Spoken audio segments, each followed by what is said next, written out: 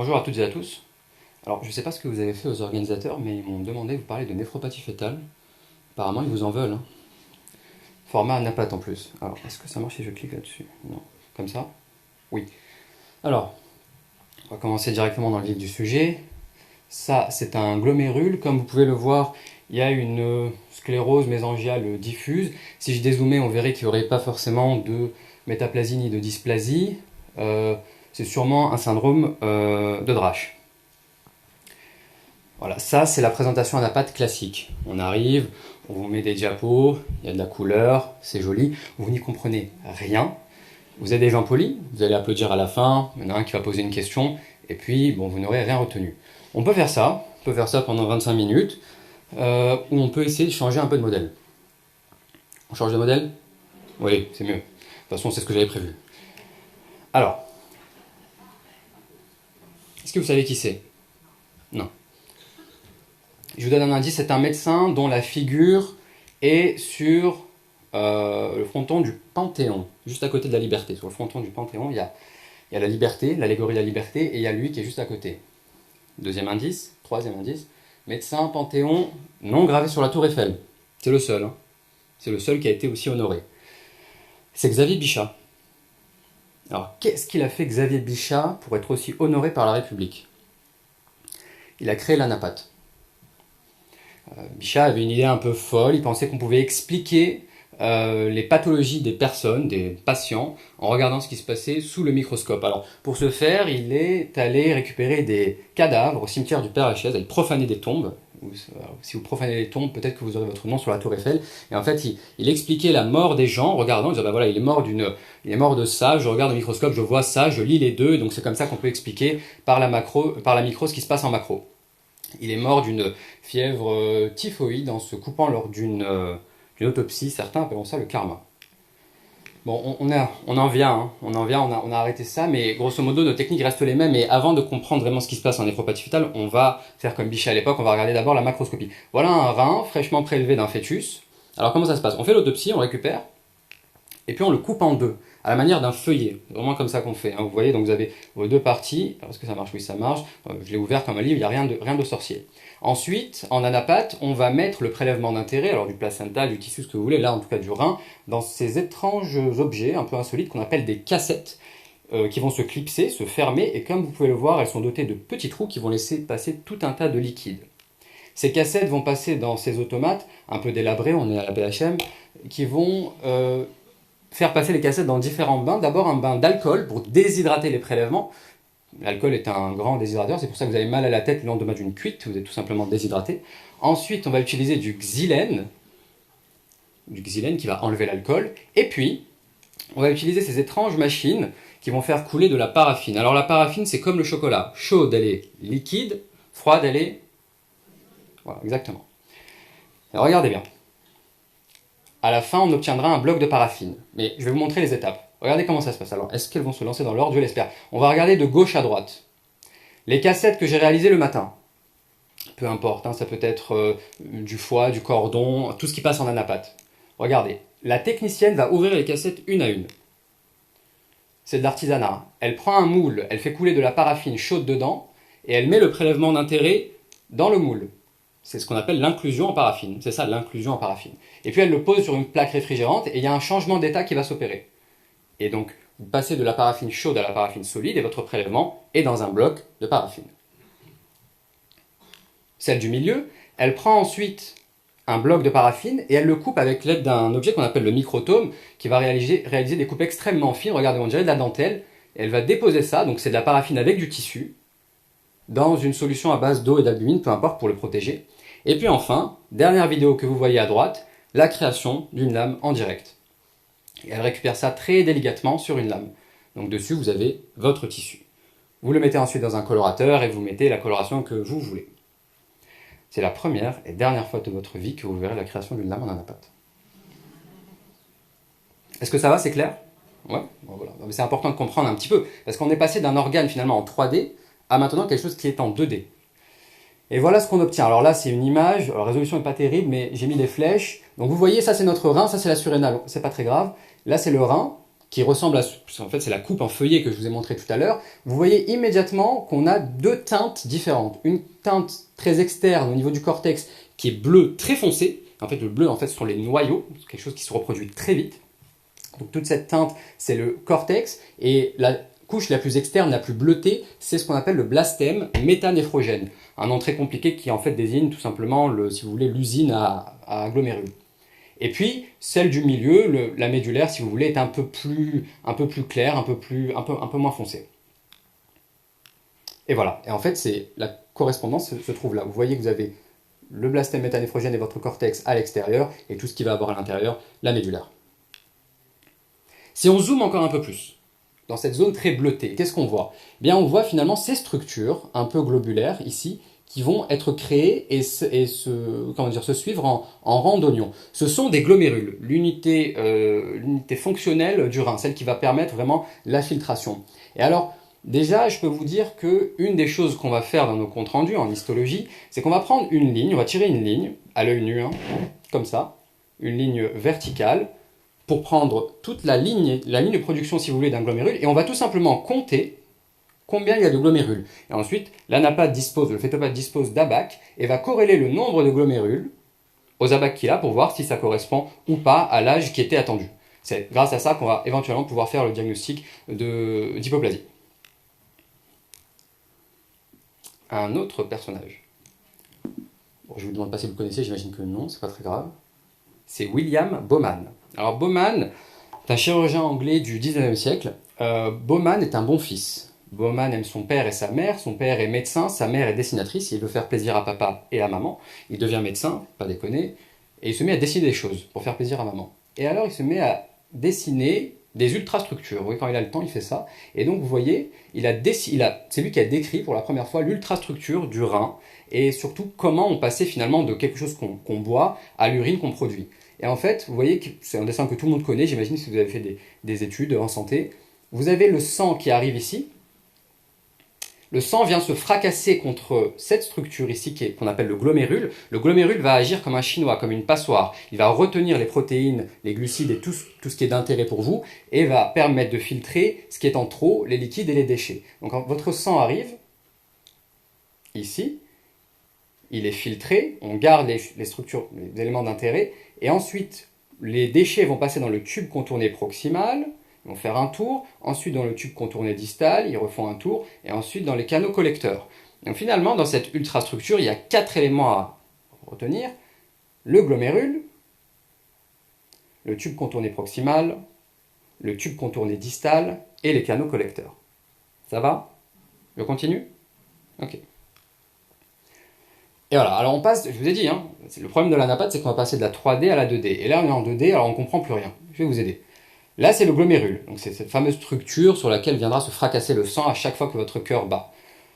Vous avez, si on détaille, ici, une structure un petit peu qui ressemble à un flocon, qu'on va appeler le flocculus, quelque chose qui flotte.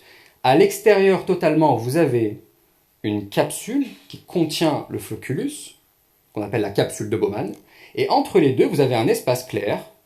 Cet espace clair, c'est la chambre urinaire. C'est là où est produit l'urine. Et ensuite, tube contourné proximal, tube contourné distal, canaux collecteurs. Juste à côté, vous avez une structure. Chaque petit point rond, c'est un noyau. Et en fait, vous voyez que les noyaux s'associent entre eux, forment une structure avec un canal dedans. Ça, c'est le tube contourné distal. On voit qu'il est plus ouvert.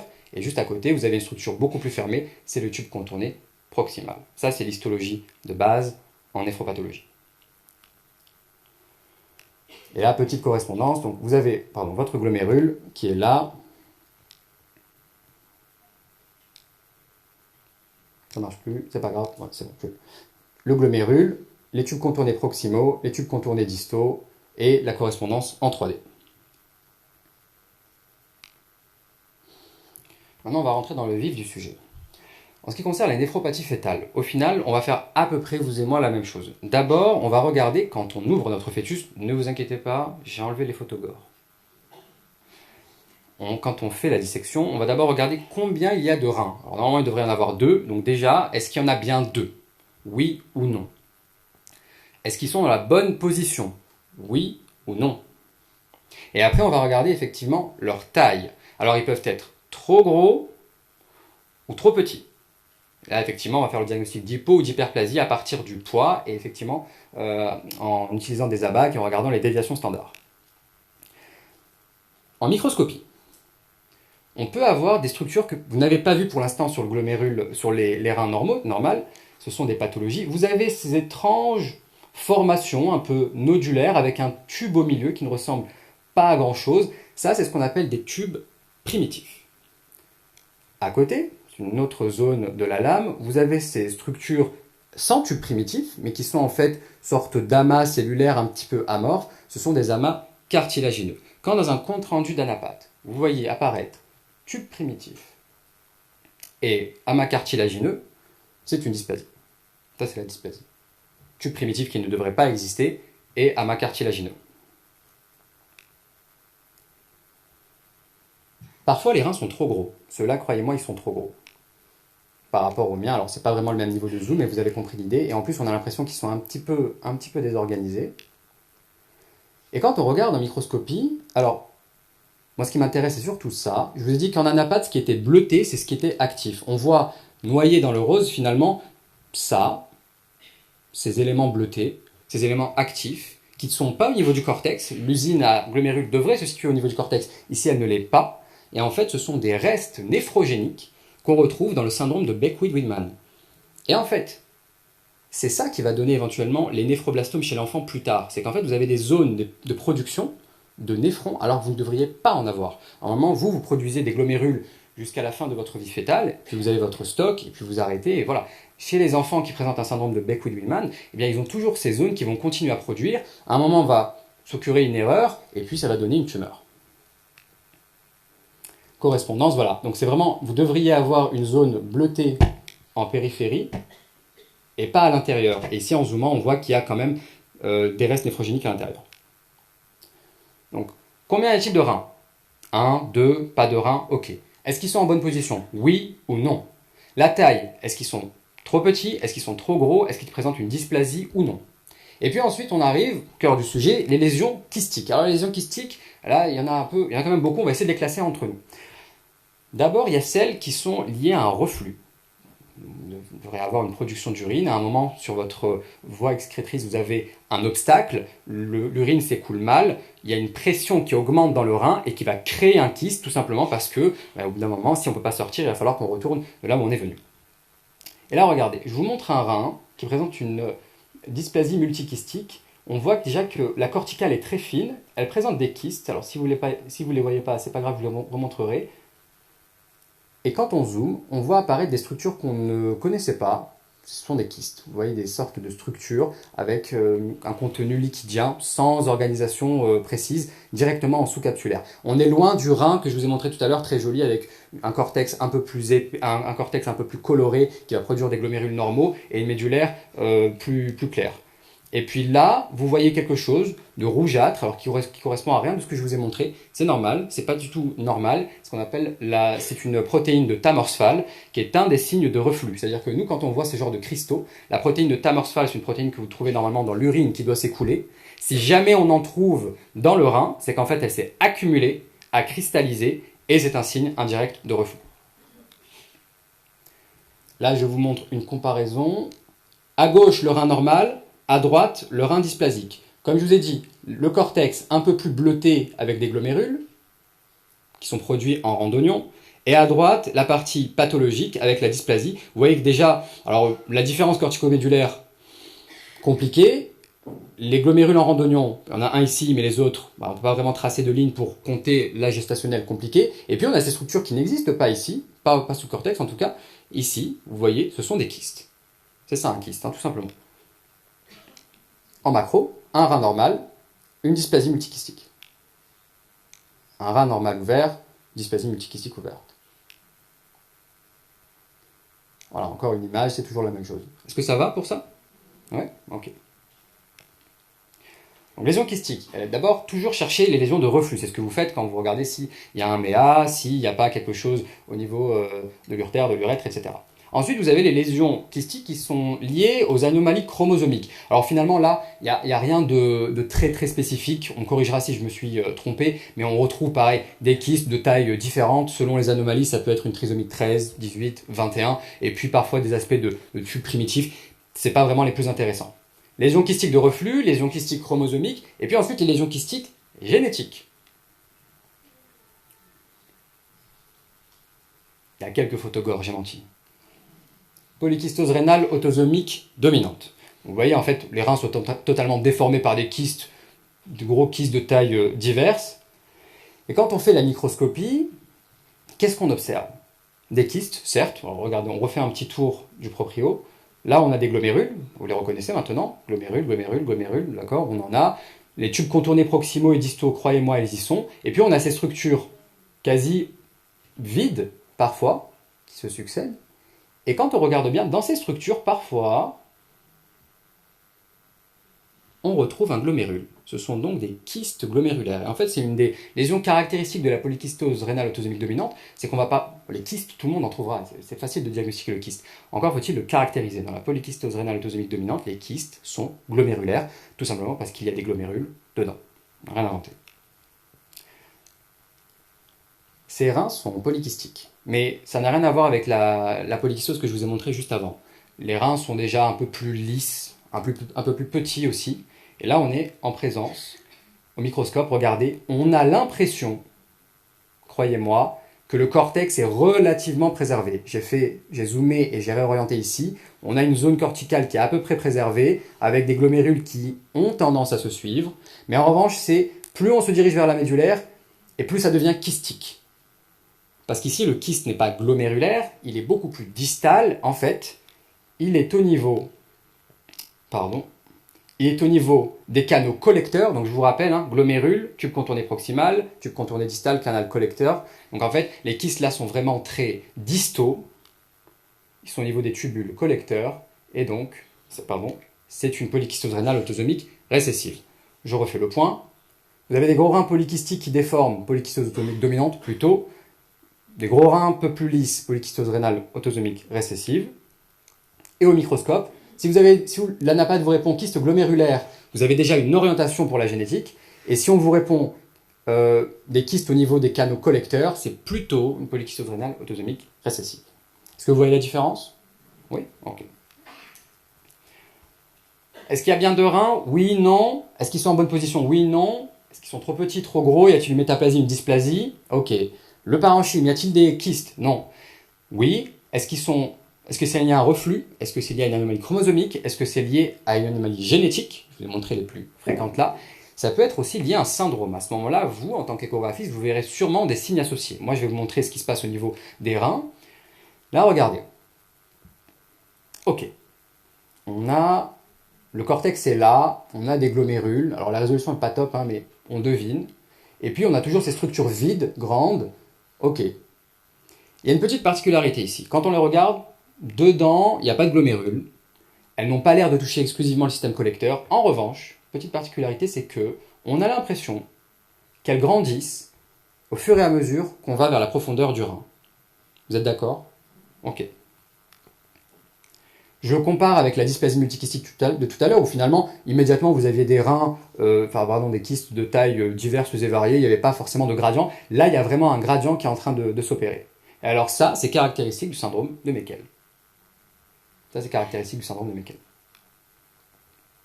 Une autre anomalie syndromique, vous voyez que là, pareil, toujours, on a un rein avec des kystes qui sont là, pas forcément de gradient, les reins sont là, mais là, je vous ai mis un autre organe qu'on regardera forcément quand on parle de polykystose rénale, le pancréas. Et il se trouve qu'ici, ce pancréas, difficile à reconnaître, alors déjà, on galère en autopsie quand c'est frais, quand c'est fixé, ça l'est encore plus. Et là, croyez-moi quand je vous dis que ce pancréas est hypoplasique. Donc on a des kystes rénaux associés à une hypoplasie pancréatique. On est plutôt sur un syndrome, un RCAV. Donc avec mutation HLF. On résume. Nombre, position, taille, les lésions kystiques, reflux chromosomique génétique, Dans les génétiques, on a celles qui sont liées à un gène simple, celles qui sont liées à un syndrome. Et ensuite, on a une autre catégorie, celle des néphropathies héréditaires anténatales. Les néphropathies, c'est toutes ces pathologies qui touchent généralement les adultes, mais qui parfois peuvent avoir une révélation anténatale. Là, on retrouve l'image que je vous ai montrée au début. Je zoome sur la partie intéressante. On voit un glomérule, visiblement pas normal. Et en fait, regardez bien, c'est pas facile à voir, mais ça, c'est un glomérule normal. Quand vous en avez vu assez, vous vous rendez compte qu'un glomérule normal, il y a des capillaires dedans, des cellules, il est touffu, mais pas trop. Ça, c'est un glomérule qui présente une sclérose mésangiale. Et si vous faites le jeu des 7 différences, vous voyez que finalement, les capillaires ici ont un petit peu disparu, et on dirait qu'on a forcé un petit peu le trait au niveau du mésangium, du flocculus, appelez ça comme vous voulez. Si je vous rajoute ça en plus, une ambiguïté sexuelle, une sclérose mésangiale au microscope, vous pouvez faire le syndrome de Denise-Rache. On a quasiment terminé. Il y en a une dernière qu'il faut évoquer, c'est les néphropathies médicamenteuses. Alors généralement, vous posez quand même la question aux patientes. En macroscopie, vous avez des surrénales qui sont de taille normale, et puis vous avez une hypoplasie rénale. Alors normalement, le rein est plus petit que la surrénale au début, mais le rapport doit rapidement s'inverser. Là, c'est pas très normal selon le terme. Vous voyez que vous avez un rein qui est trop petit. Et puis, au microscope, toujours notre glomérule, la capsule de Bowman, la chambre urinaire entre les deux. On a les structures dont je vous parlais au début, tubulaires qui sont ouvertes, qui sont des tubes contournés distaux, glomérule, tube contourné proximaux, tube contourné distaux, canaux collecteurs. Ok, super, il en manque un. Après le glomérule, on doit trouver les tubes contournés proximaux. Là, j'en vois pas. Je vous remontre cette photo qui est notre référence. Le glomérule, les tubes contournés proximaux qui sont un peu plus fermés, et les tubes contournés distaux qui sont ouverts. Là, on a juste les glomérules et les structures ouvertes qui sont les tubes contournés distaux, mais il n'y a pas de tubes contournés proximaux, quasiment pas. Et là, on est en présence finalement d'une néphropathie qui est liée à la prise d'inhibiteurs de l'enzyme de conversion. Est-ce que ça va? C'est clair? À peu près? Ok. Donc si on doit résumer, au niveau macro, échographique et macro, que ce soit l'autopsie ou l'échographie, on va d'abord regarder ce que vous faites, et ce que l'on fait aussi. Combien y a-t-il de reins? Est-ce qu'ils sont en bonne position? Est-ce qu'ils ont la bonne taille? Ensuite, comment est le parenchyme? Y a-t-il une dysplasie? Une métaplasie?